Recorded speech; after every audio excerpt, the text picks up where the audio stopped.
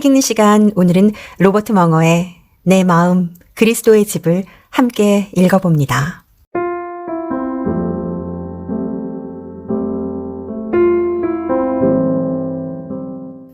내 마음 그리스도의 집.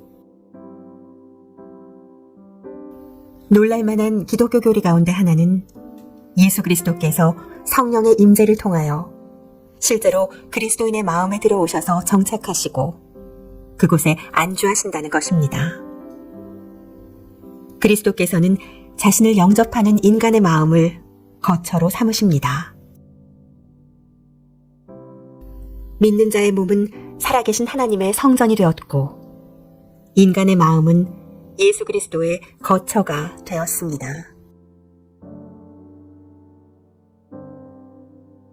나로서는 내 마음에 그리스도를 위한 거처를 만들어 기꺼이 모셔드리며 그분을 섬기고 거기서 그분과 즐거워하고 그분을 아는 것보다 더 큰 특권은 생각하기가 힘듭니다. 그분을 내 마음에 모셨던 그날 저녁을 나는 결코 잊을 수 없습니다. 그분이 내 마음에 들어오신 사건은 얼마나 감격적인 일이었는지요. 그것은 감정이 고조된 어떤 극적인 사건이 아니라 내 영혼의 중심에서 발생한 엄연한 사실이었습니다. 그분은 내 어두운 마음에 들어오셔서 불을 켜셨습니다.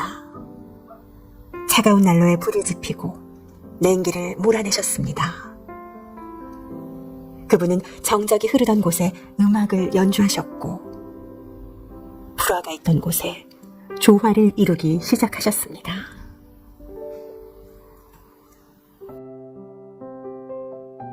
그분의 사랑이 넘치는 놀라운 사귐으로 공허를 채워주셨습니다. 그리스도께서 내 마음에 들어오신 후 새로이 발견한 교제의 기쁨 가운데 나는 그분께 말씀드렸습니다. 주님, 저의 마음이 주님의 것이 되기를 원합니다. 그리고 이 집의 모든 것을 당신의 것처럼 사용하시기를 원합니다. 당신께 이 집을 구경시켜드리고 몇 가지 특징도 소개해드리죠. 그래야 당신이 마음을 푹 놓으시고 저와 더 풍성한 교제를 가지게 될 테니까요. 물론 그분은 아주 기꺼이 찾아오셨고 내 작은 마음을 거처로 삼으신 것을 기뻐하셨습니다.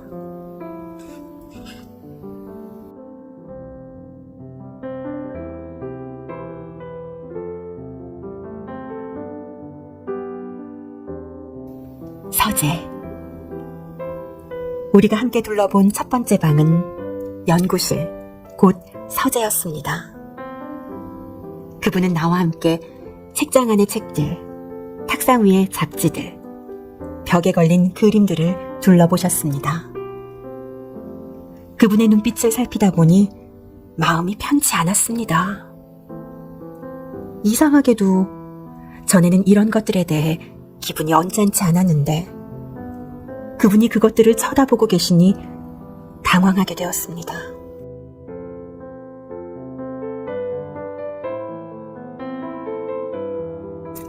책장 선반에는 그분의 정결한 눈으로는 차마 볼 수 없는 책들이 몇 권 있었습니다.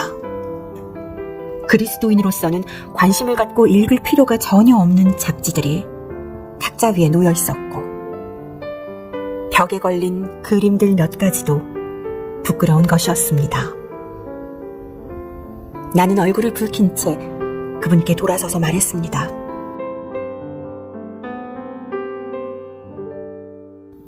주님, 이 방이 깨끗하게 정리될 필요가 있다는 것을 압니다. 이 방을 정리해서 바람직한 모습으로 바꾸려고 하는데 도와주지 않으시겠습니까? 모든 생각을 사로잡아 당신께 복종하도록 말입니다. 그분이 말씀하셨습니다. 기꺼이 도와주시. 바로 그것 때문에 내가 이렇게 온 것이란다. 우선 지금 내가 읽고 보는 것 중에서 유익하지 않고 깨끗이 못하며 좋지 않고 참되지 못한 것들은 전부 내다버려라. 이제 빈 선반에는 성경을 꽂아라. 성경 구절을 가득 채워 넣고 주야로 묵상하도록 해라. 벽에 걸린 그림에 대해서는 그 떠오르는 내용을 제어하기가 힘들겠지만 여기 도움이 되는 것이 있다. 주님은 내게 실물 크기만한 당신의 초상화를 주셨습니다.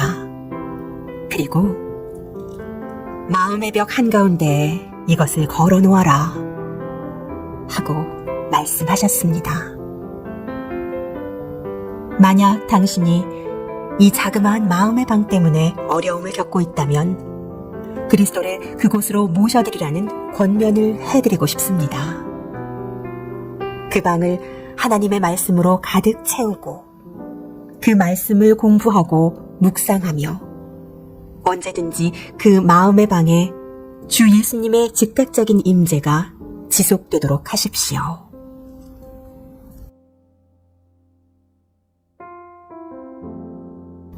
주방. 그분은 식탁에 앉아 오늘 저녁은 메뉴가 뭐지?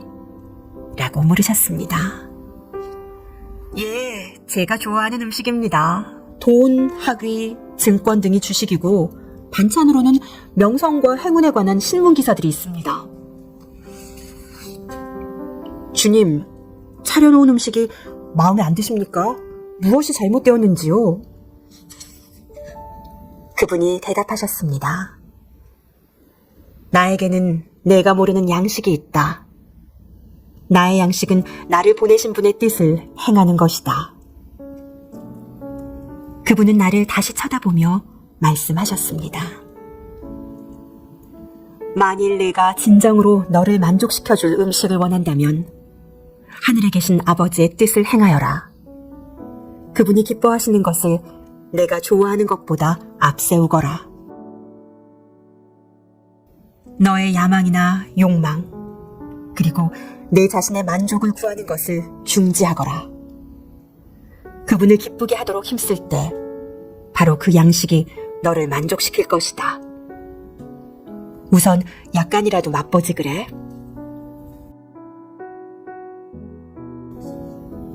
그리고 그분은 하나님의 뜻을 행하는 맛이 어떤지를 보여주셨습니다. 얼마나 맛있었는지. 이런 음식은 온 세상 어디에도 없습니다. 이 음식만이 참 만족을 줍니다. 다른 어떤 음식도 결국에는 여전히 허기가 남을 뿐입니다.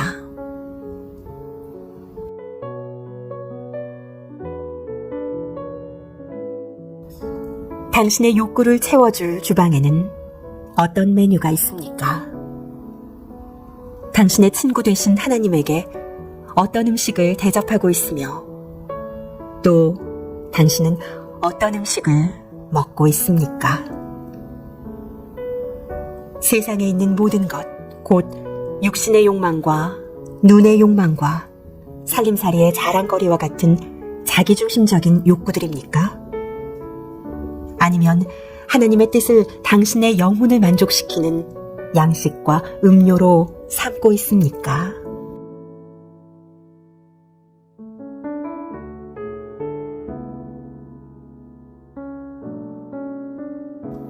침실. 어느 날 우리가 함께 침실에 있을 때 주님은 침대 옆에 놓여있는 사진을 보고 물으셨습니다. 제 여자친구 사진이에요. 라고 내가 대답했습니다. 그 여자친구와의 관계는 건전한 것이라고 생각하면서도 그분께 말씀드리는 것이 약간 쑥스러웠습니다. 사실 여자친구와 몇 가지 갈등이 있었는데 그런 문제를 그분과 상의하고 싶지는 않았습니다. 그래서 나는 주제를 바꾸어 보려고 했습니다. 그런데 예수님은 내 생각을 미리 아신 듯 이렇게 말씀하셨습니다. 너는 성에 관한 나의 가르침에 의문을 제기하고 있구나. 그렇지 않니? 성관계는 결혼을 하는 언약관계에 들어간 사람들만 즐기게 되어 있다는 가르침 말이야. 너는 내가 너에게 곤란한 질문을 할 것이라고 생각하고 있지? 나의 뜻이 인생과 사랑을 마음껏 즐기지 못하게 제한할까봐 우려하고 있는 거야. 그렇지 않니? 맞습니다. 라고 나는 고백했습니다. 그렇다면 내가 하는 말을 주의 깊게 들어보거라. 그분은 계속해서 말씀하셨습니다. 내가 간음과 혼전 성관계를 금하는 이유는 성이 나쁜 것이 아니라 좋은 것이기 때문이란다. 성이란 신체적인 환희를 넘어서서 두 사람을 서로 깊이 사랑하게끔 묶어주는 것이지. 그것은 또 생명을 탄생시키는 창조적인 능력이야. 또한 성은 강력한 힘을 갖고 있단다. 그래서 성이 제대로 사용되면 굉장한 선을 이룰 수 있지만 잘못 사용되면 선을 파괴시키고 말지.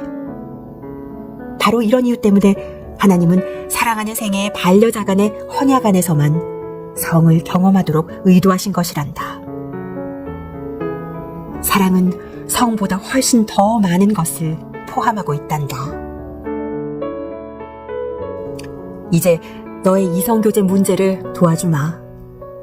내가 비록 실패해서 수치와 죄책감을 느낀다 하더라도 내가 너를 여전히 사랑하고 너와 함께 있음을 알고 나에게 그 문제를 이야기하거라. 또 잘못한 것을 시인하거라. 그리고 다시는 그런 잘못을 저지르지 않도록 피할 조치를 취하거라. 너를 넘어지지 않게 붙잡도록 내 능력에 의존하고 너를 인도하여 내 안에서 둘이 진정 하나가 되는 결혼관계로 이끌어가게 하렴.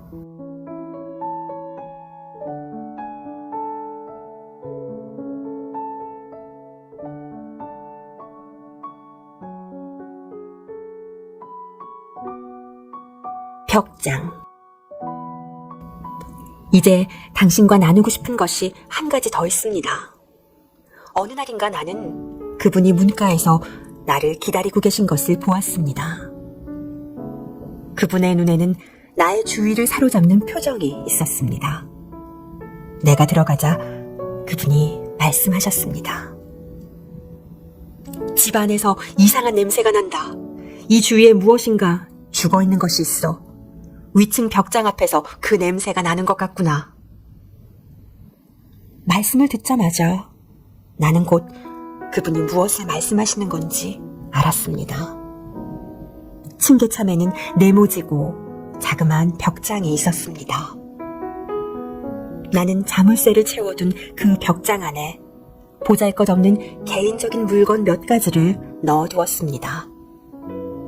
아무에게도 알리고 싶지 않고 더구나 그리스도께는 보이고 싶지 않은 것이었습니다. 그것들이 죽은 것이고 썩은 것임을 알았지만 그래도 나는 그것들을 사랑했고 그것들이 필요했습니다. 그 때문에 그것들이 벽장 안에 들어있다는 것을 인정하기가 두려웠습니다. 그것은 옛 생활의 찌꺼기들로서 악한 것은 아니라 해도 그리스도인에게는 합당치 않은 것이었습니다. 나는 마지못해 그분과 함께 계단을 올라갔습니다. 올라갈수록 냄새는 더욱 심해졌습니다. 그분은 문을 가리키면서 말씀하셨습니다. 저 안에 죽은 것들이 있구나. 나는 화가 났습니다. 그것은 내가 비밀을 넣어둘 수 있는 유일한 방이었습니다. 나는 그분께 서재, 주방, 거실, 작업실, 오락실, 침실 등을 모두 보여드렸는데 이제는 자그마하고 네모진 벽장까지 요구하시더니 말입니다. 나는 마음속으로 이렇게 말했습니다. 이건 너무하잖아. 이 열쇠는 드리지 말아야겠다. 자, 그분은 내 생각을 읽은 듯이 말씀하셨습니다. 만약 내가 이런 냄새를 맡으면서까지 여기 머무를 것이라고 생각한다면 그건 오해다. 베란다 뒤편으로 내 침대를 내어놓아야겠구나. 도저히 이런 냄새를 맡을 수가 없구나. 그리고 나는 그분이 아래층으로 내려가시는 것을 보았습니다. 당신이 그리스도를 알고 그분을 사랑하게 되었을 때 가장 불행한 일은 그분이 당신에게서 얼굴을 돌리심으로써 그분과의 교제가 끊어지는 것입니다. 나는 항복할 수밖에 없었습니다.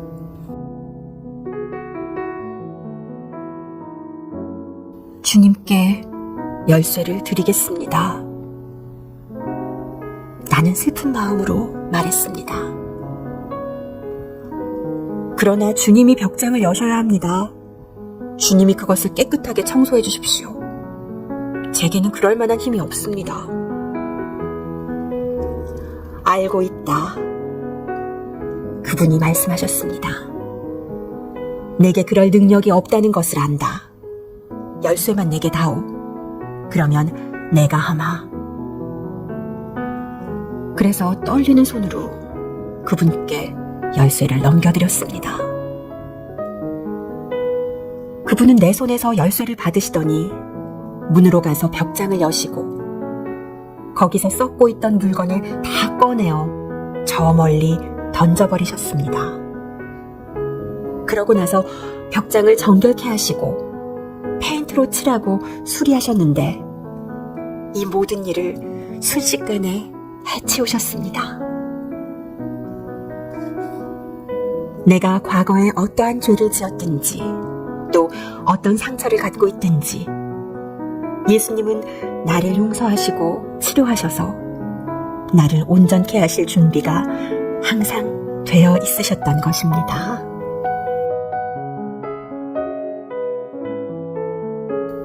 명의 이전. 그 후에 내게 한 가지 생각이 들었습니다. 어느 한 방을 청소하면 다른 방에 다시 먼지가 쌓이고 2층을 청소하기 시작하면 1층이 벌써 먼지투성이가 되었어. 나는 정결한 마음과 순종의 삶을 계속 유지하느라고 너무 피곤하고 지쳤어. 나는 그것을 감당할 수가 없어. 나는 서둘러 금고로 달려가서 재산과 부채 및 가옥의 부지와 매매 조건이 명시되어 있는 집문서를 꺼냈습니다. 그리고 황급히 돌아와서 간절한 마음으로 서명을 한 뒤 무릎을 꿇고 영원히 그분의 소유가 되도록 넘겨드렸습니다. 저 여기에 제 존재와 모든 소유가 있습니다. 이제 당신이 집을 운영하여 주십시오. 저는 단지 심부름꾼과 친구로서 당신 곁에 있겠습니다. 그분은 그날 나의 삶을 받으셨습니다. 그래서 나는 당신에게 그리스도인의 삶을 사는데 이보다 더 좋은 방도가 없다는 것을 말씀드릴 수 있습니다. 그분은 그리스도인의 삶을 아름답게 하고 또 그 삶을 사용하는 방법을 알고 계십니다. 그리하여 깊은 평화가 내 영혼 위에 자리 잡은 것입니다. 영원토록 나는 그분의 것이요 그분은 나의 것입니다. 그리스도께서 당신의 마음속에서도 모든 것의 주인으로 정착하시고 안주하시기를 바랍니다.